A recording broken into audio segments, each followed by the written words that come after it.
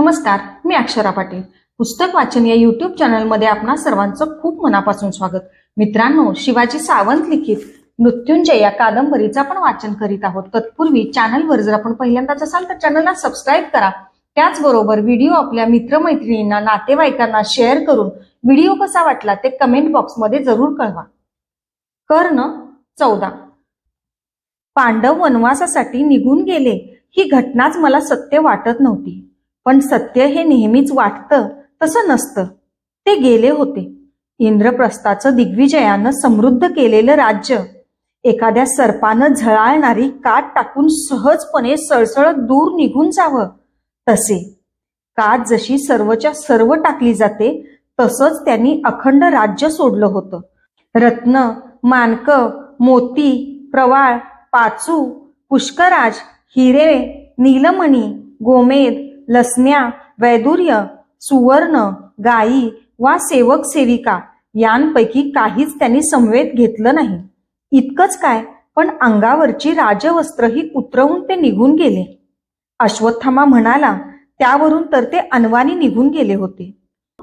मला जीवनभराच्या अनुभवानं माहीत झालं होतं की काही काही घटना अटळ असतात, पण हेही खरंच होतं की काही घटनांचे परिणाम टाळता येणं शक्य असतं.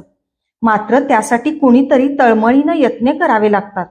आखाड्यात अर्जुनाच्या कंठात पडणारी माला कुणाला तरी पुढाकार घेऊन थोपवता आली असती. स्वयंवरातील माझी अवहेलना धैर्यानं पुढं होऊन कुणाला तरी रोधता आली असती. पांचालीची सभेत अकारण झालेली, सर्वांची निद्रा नष्ट करणारी घोर विटंबना कुणाला तरी टाळता आली असती. आणि पांडवांचा वनवास हाही निर्धारानं कुणाला तरी थांबविता आला असता.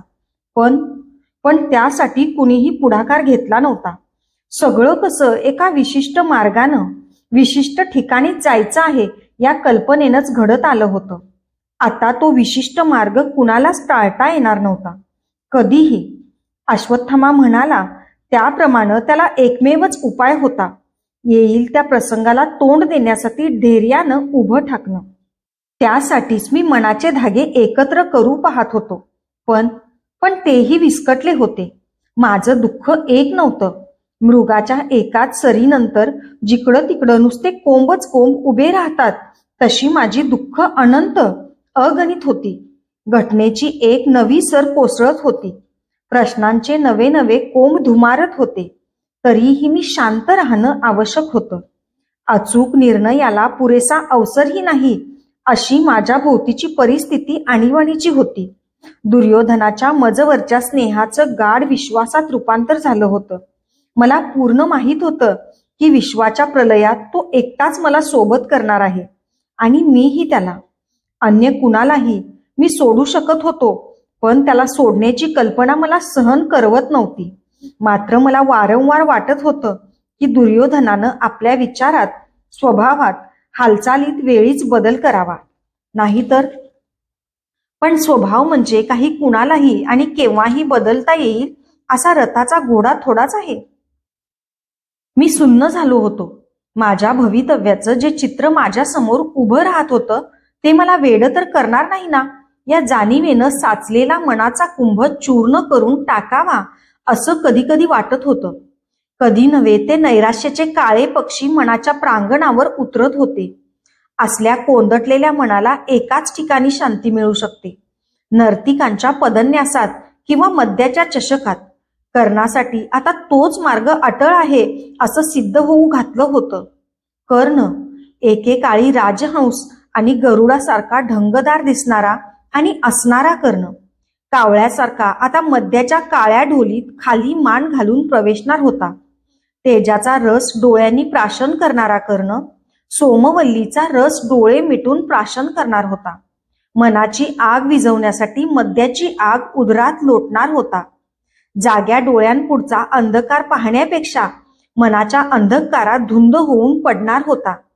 त्या अंधकारात त्याला कुणीही सूतपुत्र म्हणणार नव्हतं. तू चुकलास, तू नीच आहेस असा हल्ला त्याच्यावर कुणीही करणार नव्हतं. म्हणूनच एका दासींकरवी मी प्रभंजनाला भेट घेण्याचा संदेश धाडला.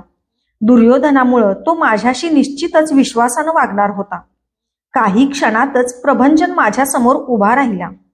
आश्चर्याची एक सूक्ष्म अठी त्याच्या उचललेल्या उथळ मस्तकावर उभी राहिली होती. मी त्याला प्रथमच बोलावून घेत होतो. प्रभंजन, मला सत्वर सोमरस आणि मैरे एक पाहिजे. जा.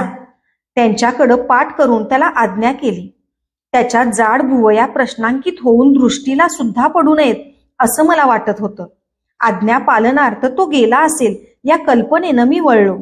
पण खाली मान घालून मख्खपणे त्याला तसाच समोर उभा असलेला पाहून माझ्या मस्तकावरची धमनी थडाथड उडू लागली.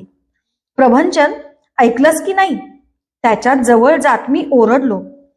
प्रभंजन, मला सोमरसाचे घोट पाहिजेत, उपदेशाचा नव्हे. दास आज्ञा पाळतात हे विसरलास की काय? तसं कटी वाकून अभिवादन करून तो निघून गेला, पायात अवजड साखळदंड बांधलेल्या हत्तीसारखा. काही कालानं एक दासी सोमरस आणि मैरेयकाची उभट चंचू पात्र घेऊन कक्षात आली. मधल्या बैठकीवर ती ठेवून अवंगुटून उभी राहिली. मला प्रभंजनाची टाळाटाळ अपमानास्पद वाटली. एक यत्किंचित दासही आज मला टाळू पाहत आहे की काय? जा, त्यालाच पाठवून दे, मी दासीवरही ओरडलो. निरुपायानं प्रभंजन परत कक्षात आला. प्रभंजन, सोमरसानं चषक भर. तुझ्या नावापेक्षाही भयानक प्रभंजन माझ्या मस्तकात आहे. तूच त्याला चषक देण्यासाठी तूच योग्य आहेस. त्यानं खाली मान घालून एक चषक भरून माझ्या समोर आणून धरला. मी तो निर्धारानं हाती घेतला. त्या रापट रसात डोकावून पाहताना मात्र राधामाता, वृषाली, शोन, सुप्रिया, सत्यसेन, मेघमाला, पुष्पावती, अश्वत्थामा आणि पांचाली यांच्या मुद्राच मुद्रा मला दिसू लागल्या. ती क्षणचित्र पाहतानाही माझं मन विचलित झालं नाही. विचलित होण्यासाठी सुद्धा मन थोडंसं शुद्धीत असावं लागतं. चषक ओठाजवळ घेताच त्यातील रसाच्या उग्र दर्पानं नाकाची रंध्र बधीर झाली. क्षणमात्रच त्या रसात सूर्यबिंबाची प्रतिमा असल्याचा मला भास झाला. तरीही तो चषक ओठाजवळ नेऊन मी डोळे मिटले.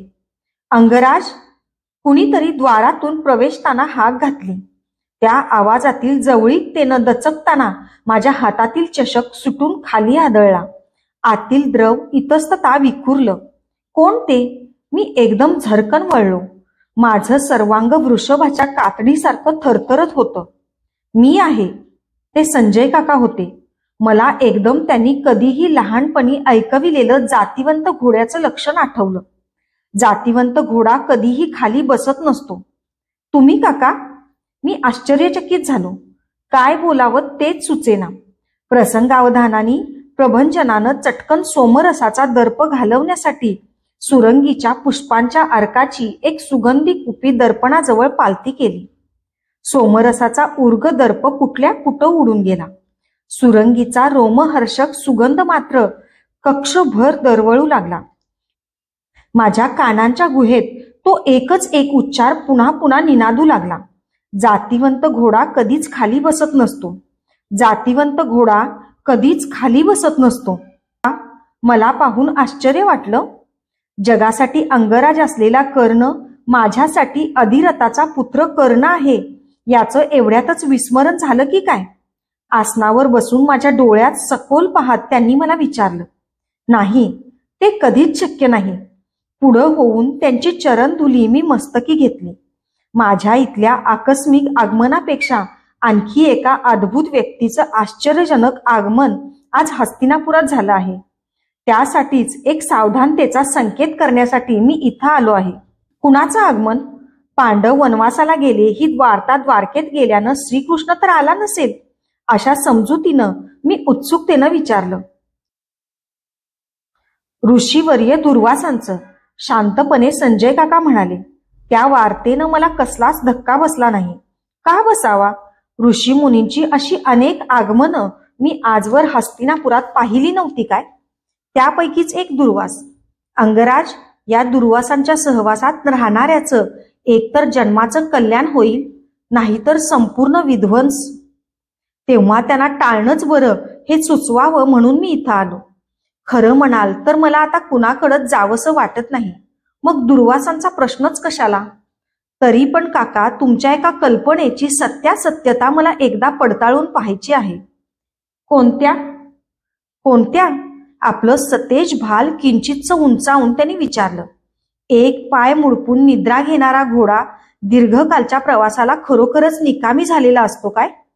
होय, पण आपल्या हस्तिनापुरातल्या अश्वशाळेत आज असा एकही घोडा नाही. असल्यास मला तरी तो माहीत नाही. मी उगाच माझ्या पायांकडे पाहिलं. ते आग्राकडं निमुळते का होत गेले असावेत याचं उत्तर काही मला कधीच मिळालेलं नव्हतं. धन्यवाद.